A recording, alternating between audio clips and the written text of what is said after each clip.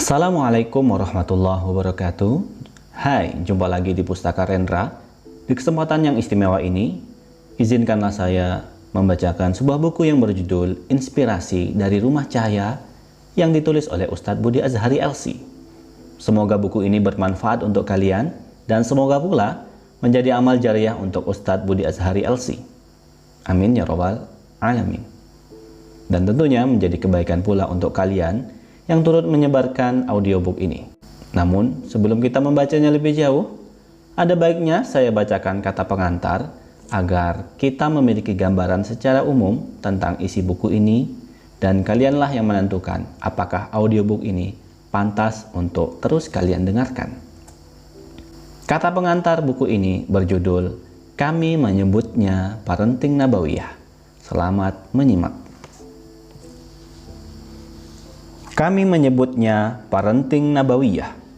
Banyak yang telah menulis tentang parenting, berbagai macam bimbingan dan kelas parenting pun bermunculan. Mereka yang disemati gelar sebagai ayah dan bunda parenting bermunculan. Bahkan, Yahudi dan Kristen pun membuat kelas-kelas parenting, tentu dengan sudut pandang mereka.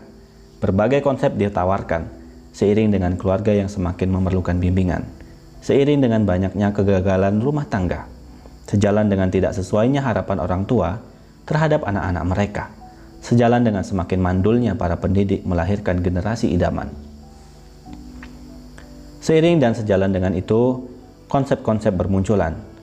Semoga ini bukan seperti az-zabab, buih di lautan, terlihat besar, mentereng, mengkilap dengan bumbu-bumbu ilmiah dan pengalaman individu, tetapi sesungguhnya hanya buih di lautan.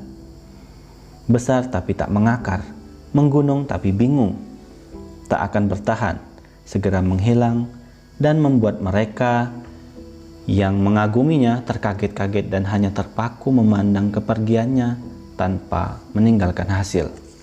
Seperti tamsil dalam ayat berikut. Allah telah menurunkan air hujan dari langit, maka mengalirlah air di lembah-lembah menurut ukurannya. Maka arus itu membawa buih yang mengambang. Dan dari apa logam yang mereka lebur dalam api untuk membuat perhiasan atau alat-alat. Ada pula buihnya seperti buih arus itu. Demikianlah Allah membuat perumpamaan bagi yang benar dan yang batil. Adapun buih itu akan hilang sebagai sesuatu yang tak ada harganya. Adapun yang memberi manfaat kepada manusia, maka ia tetap di bumi. Demikianlah Allah membuat perumpamaan-perumpamaan. Quran Surat Ar-Ra'd ayat 17. Pasti, yang hanya konsep buih akan segera hilang, tanpa jejak. Semoga ini bukan hanya zon, prasangka belaka, alias ilmu kira-kira saja. Dengan sangat meyakinkan, ilmu kira-kira dibungkus dengan kemasan elegan mencengangkan. Sampai-sampai, semua yakin dan melangkah mantap mengikuti petuahnya. Bahkan, tidak boleh ada yang berbeda, karena hampir mendekati kebenaran wahyu, padahal bisa jadi hanya pengalaman pribadi atau analisa terhadap binatang yang dimanusiakan, atau bahkan hanya sebuah khayalan dan sebagainya. Seperti pernyataan ayat berikut ini, Quran Surat An-Nisa ayat 157. Dan karena ucapan mereka sesungguhnya kami telah membunuh Isa Al-Masih, Isa putra Maryam, Rasul Allah, padahal mereka tidak membunuhnya dan tidak pula menyalibnya, tetapi yang mereka bunuh ialah orang yang diserupakan dengan Isa bagi mereka. Sesungguhnya orang-orang yang berselisih paham tentang pembunuhan Isa benar-benar dalam keraguan-raguan tentang yang dibunuh itu. Mereka tidak mempunyai keyakinan tentang siapa yang dibunuh itu, kecuali mengikuti prasangka belaka. Mereka tidak pula yakin bahwa yang mereka bunuh itu adalah Isa. Quran Surat An-Nisa ayat 157. Ayat ini membahas tentang Isa Al-Masih yang diyakini telah berhasil dibunuh dan disalib. Keyakinan ini didoktrinkan bahkan sampai dibuatkan penelitian terhadap sebuah kain kafan yang sangat tua yang terdapat bercak-bercak darah dan diyakini oleh sebuah penelitian sebagai kain kafan Yesus saat disalib. Pengikut keyakinan ini juga sangat banyak, bahkan lebih banyak dari muslim di bumi ini. Mereka semua yakin, bahkan disebut iman. Tapi Al-Quran menyebut semua keyakinan itu hanyalah zon, prasangkaan. Lebih umum tapi lebih jelas lagi adalah penjelasan ayat berikut ini. Quran Surat Al-An'am ayat 116. Dan jika kamu menuruti kebanyakan orang-orang yang di muka bumi ini, niscaya mereka akan menyesatkanmu dari jalan Allah. Mereka tidak lain hanyalah mengikuti prasangka belaka, dan mereka tidak lain hanyalah berdusta terhadap Allah. Aneh tapi nyata, sebuah prasangka belaka tapi banyak pengikutnya dan mereka tersesat beramai-ramai. Karena prasangka tidak akan pernah cukup menjadi landasan bagi sebuah kebenaran. Semoga bukan hanya sebuah kira-kira yang diyakini. Semoga ini bukan bak rumput kecil di tengah air bah bagi kepanikan keluarga.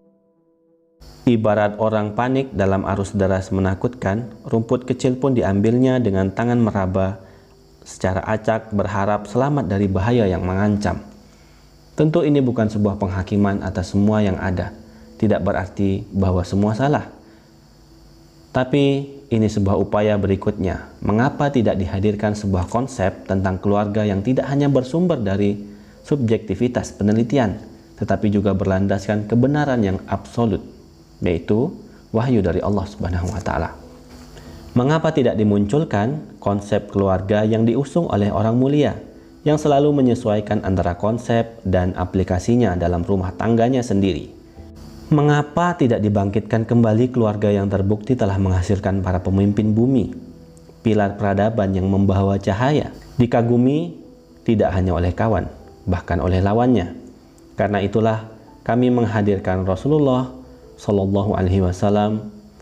Konsep keluarga dengan basis awalnya adalah wahyu yang sangat terbuka bagi siapapun yang mau meneliti kebenarannya dengan logika ilmiah. Banyak yang telah menguji dan semakin meyakinkan bahwa wahyu memang selalu benar. Konsep yang langsung dikawal oleh pribadi paling mulia di muka bumi. Konsep yang telah menghasilkan orang-orang hebat yang ditulis oleh sejarah Islam dan tinta sejarah manapun yang jujur. Mengkilap pada tataran konsep berhasil dalam aplikasi di rumah sendiri. Yang lebih menarik lagi adalah konsep yang mudah sesuai karakter agama ini, mudah dipahami dan mudah dilaksanakan, tetapi dengan hasil yang mengagumkan, lebih dahsyat dari yang diperkirakan oleh siapapun. Kami menyebutnya dengan parenting nabawiyah, konsep keluarga dengan basis nubuah, dari mulai landasan, aplikasi, hingga hasil dan evaluasi. Tak hanya stiker tempelan, kisah Nabi disampaikan, ayat dan hadis dibacakan. Tapi saat memasuki konsep utama, kembali memasuki wilayah az-zon dengan kualitas az-zabat. Tidak seperti itu. Hanya kepada Allah Subhanahu wa Ta'ala kami berdoa agar diberi kemudahan untuk mempersembahkan kebaikan bagi keluarga-keluarga. Semoga kita bisa bersama keluarga kita hingga ke surga. Amin ya rabbal alamin. Demikianlah pembacaan audiobook ini. Jika kalian suka dan merasakan manfaatnya, tulis komentar kalian dan jangan lupa untuk dukung terus channel ini supaya bisa lebih baik lagi ke depannya. Sampai jumpa di bagian kedua yang berjudul antara konsep dan tips. Wassalamualaikum warahmatullahi wabarakatuh.